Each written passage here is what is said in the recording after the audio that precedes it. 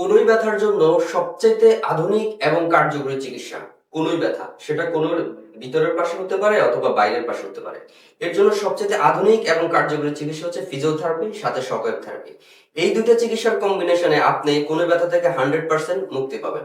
দর্শক আসসালামু আলাইকুম, আমি ডাক্তার জসিমউদ্দিন, ফিজিওথেরাপিস্ট, কর্মরত আছি ভিশন ফিজিওথেরাপি সেন্টারে। আজকের আলোচ্য বিষয় হচ্ছে কনুই ব্যথা।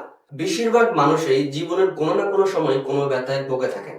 তবে মজার বিষয় হচ্ছে এই ধরনের ব্যথায় পুরুষের তুলনায় মহিলারাই বেশি ভুগে থাকেন। এখন কনুই ব্যথা সাধারণত আমাদের কনুইর ভিতরের পাশে হতে পারে এবং বাইরের পাশে হতে পারে।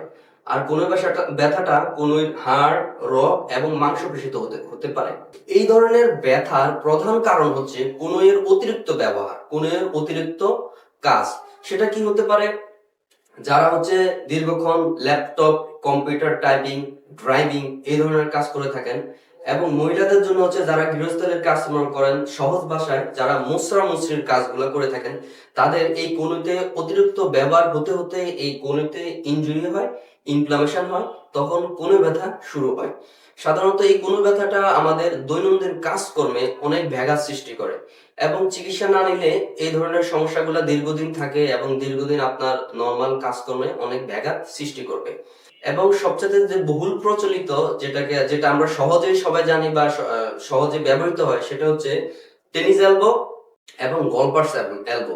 নামকরণগুলো সাধারণত দুইটি খেলার নামে হয়েছে। এটার কারণ হচ্ছে যারা টেনিস প্লেয়ার, টেনিস খেলে, তাদের এই বাইরের সাইডে অনেক এই সমস্যাটি হয়, এবং যারা গলফ খেলে তাদের হচ্ছে ভিতরের পাশে এই সমস্যাটি হয়, ব্যথা হয়। তো এই জন্য এই নামকরণগুলা সাধারণত বহুল প্রচলিত এইভাবে টেনিস এলবো এবং গলফার্স এলবো নামে। তবে এটার মেডিকেল টার্ম লেটারাল ইপিকন্ডাইলিটিস অথবা মিডিয়াল ইপিকন্ডাইলিটিস। এখন এই ধরনের সমস্যাগুলো থেকে মুক্তি পেতে হলে আপনাকে কি করতে হবে? যদি আপনি মুক্তি পেতে চান তাহলে কনুইয়ের অতিরিক্ত ব্যবহার আপনাকে কমাই দিতে হবে। সেটা হচ্ছে আপনার ল্যাপটপ, মোবাইল, কম্পিউটার দীর্ঘক্ষণ ব্যবহার করবেন না, বা অতিরিক্ত প্রেসারে কোনো কাজ করবেন না, মুসরামুসরির কাজগুলো মহিলারা করবেন না বা কম করবেন। এখন যাদের হয়ে গেছে তাদের করণীয় কি? যাদের হয়ে গেছে তাদের সাধারণত দৈনন্দিন কাজকর্মে একবারে প্রচুর প্রচুর ব্যাঘাত ঘটে, কোনো কাজ করতে গেলেই ব্যথা হয়। তো আপনাকে শুরুতে কি করতে হবে? এই যে আপনার সমস্যাটা সৃষ্টি করছেন, এটা আপনাকে দূর করতে হবে। এই সমস্যাটা দূর করলে তখন আপনার ব্যথাটাও কমে যাবে। তাহলে আমরা কি করব? এটার জন্য হচ্ছে সবচাইতে আধুনিক চিকিৎসা হচ্ছে ফিজিওথেরাপি। ফিজিওথেরাপি করে আপনার এখানকার ইনফ্লামেশন কমাতে হবে, এই মাংসপেশিগুলোকে স্ট্রং করতে হবে, তাহলে আপনার এই ধরনের সমস্যাগুলো দূর হবে।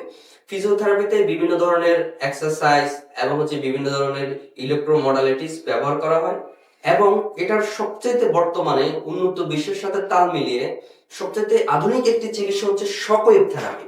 এই শকওয়েভ থেরাপিটা যখন কনুইতে অ্যাপ্লাই করা হয়, খুব দ্রুত ইনফ্লামেশন কমে যাবে, খুব দ্রুত সমস্যা সলভ হবে এবং ব্যথা দূর হবে।